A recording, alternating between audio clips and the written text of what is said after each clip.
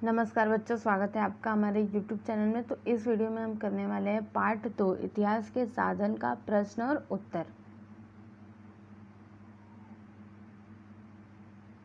देखिए यहाँ पे ये प्रश्न दिए हुए हैं, तो चलिए हम देखते हैं इनका उत्तर।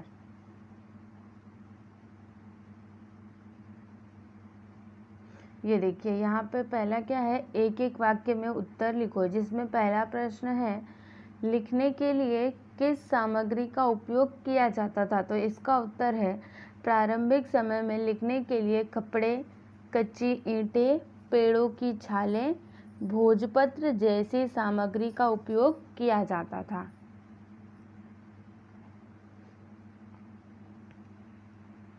मतलब प्रारंभिक समय में लोग किससे लिखते थे? कपड़े से लिखते थे, या फिर जो कच्ची ईंटें होती है ना उससे, और पेड़ों की छालें, भोजपत्र जैसी सामग्री का उपयोग करते थे। फिर उसके बाद यहाँ पे प्रश्न नंबर 2 है, वैदिक साहित्य द्वारा कौन सी जानकारी प्राप्त होती है? तो इसका उत्तर है, ईसा पूर्व 1500 के पश्चात के प्राचीन इतिहास की जानकारी वैदिक साहित्य द्वारा प्राप्त होती है।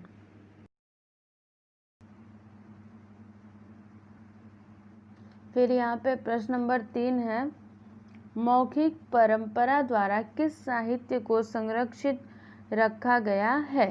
तो इसका उत्तर है, ओवी। मतलब क्या होता है? चक्की के गीत, लोकगीत और लोक कथा जैसे साहित्यों को मौखिक परंपरा द्वारा संरक्षित रखा गया है।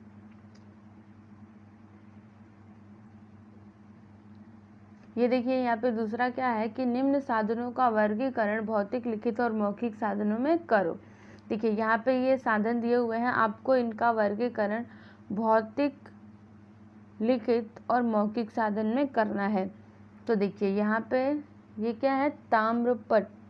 तो ताम्रपट भौतिक साधन है कि लिखित साधन है कि मौखिक साधन है? तो ये किस में आएगा? लिखित साधन में आएगा। ताम्रपट किस में आएगा? लिखित साधन में आएगा, क्योंकि ये क्या है? लिखित साधन है। फिर लोक कथाएं, ये मौखिक साधन है, तो ये देखिए यहाँ पे है। फिर मिट्टी के बर्तन, तो मिट्टी के बर्तन ना लिखित है ना मौखिक है, ये तो भौतिक साधन है।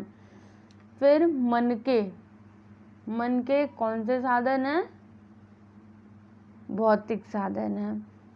यात्रा वर्णन, यात्रा वर्णन मतलब क्या होता है? जैसे कोई कहीं पर यात्रा करने के लिए गया हो और उसने उसके बारे में लिखा हो, तो ये है यात्रा वर्णन। मतलब अपनी यात्रा का वर्णन किया हो। तो ये लिखित साधन है कि भौतिक साधन है या फिर मौखिक साधन है? तो इसका सही उत्तर होगा लिखित साधन।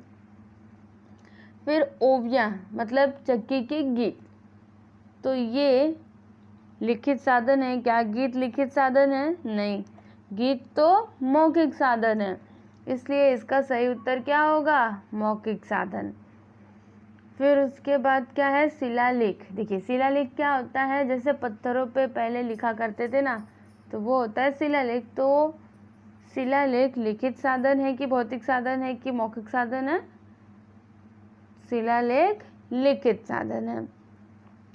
फिर पोवाड़ा, पोवाड़ा मतलब क्या? शौर्य काव्य, मतलब किसी की वीरता की कहानी को बताने वाला कोई काव्य। जैसे कोई कविता होती है ना, वैसे ये पोवाड़ा भी होता है। तो ये लिखित साधन है, देखिए यहाँ पे। फिर वैदिक साहित्य, ये भी क्या है? लिखित साधन है। स्तूप, स्तूप मतलब क्या होता है? देखिए आप अपने स्क्रीन पे देख पा रहे होंगे कि स्तूप क्या होता है, तो ये भौतिक साधन है। फिर सिक्के, ये भी भौतिक साधन है। भजन मौखिक साधन है। पौराणिक ग्रंथ, ये हैं लिखित साधन।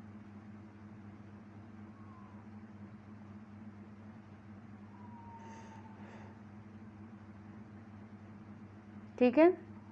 अब उसके बाद ये देखिए यहाँ तक तो हमने कर लिया। अब उसके बाद देखिए यहाँ पे प्रश्न नंबर 3 क्या है कि पाठ में दिए गए मिट्टी के बर्तन देखो और उनकी प्रतिकृतियाँ बनाओ। मतलब इस पार्ट में जो भी मिट्टी के बर्तन दिए हैं ना, आपको उसे देखना है और फिर वैसा ही चित्र आपको बनाना है। तो ये तो आपको खुद से करना है। फिर उसके बाद यहाँ पे प्रश्न नंबर 4 क्या है, किसी भी सिक्के का निरीक्षण करो और उसके आधार पर निम्न मुद्दों का अंकन करो। देखिए, आप कोई भी एक सिक्का ले लीजिए, उसका निरीक्षण करिए और क्या क्या लिखना है आपको। देखिए, सिक्के पर अंकित पाठ्यांश, उपयोग में लाई गई धातु, सिक्के पर अंकित वर्ष, फिर सिक्के पर अंकित चिन्ह, सिक्के पर अंकित चित्र, भाषा और भार। फिर आपको क्या बताना है, उसका आकार कैसा है और उसका मूल्य कितना है। ठीक है। अब यहाँ पे 5वां है कि मौखिक रूप में कौन कौन सी बातें तुम्हें याद हैं, उनको समूह में प्रस्तुत करो।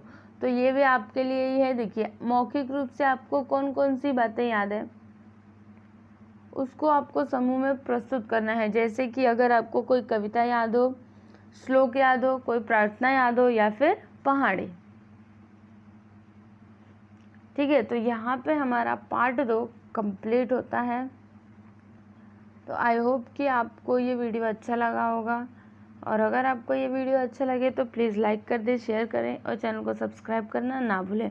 और अगर आपको इसके क्वेश्चन आंसर की PDF फाइल चाहिए तो आप डिस्क्रिप्शन में दिए गए लिंक पर क्लिक करें। और अगर आपको कोई भी डाउट आता है तो आप मुझसे डायरेक्टली टेलीग्राम पे भी पूछ सकते हैं।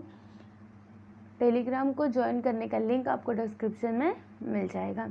ठीक है। तो अब हम मिलेंगे नेक्स्ट वीडियो में, तब तक के लिए नमस्कार।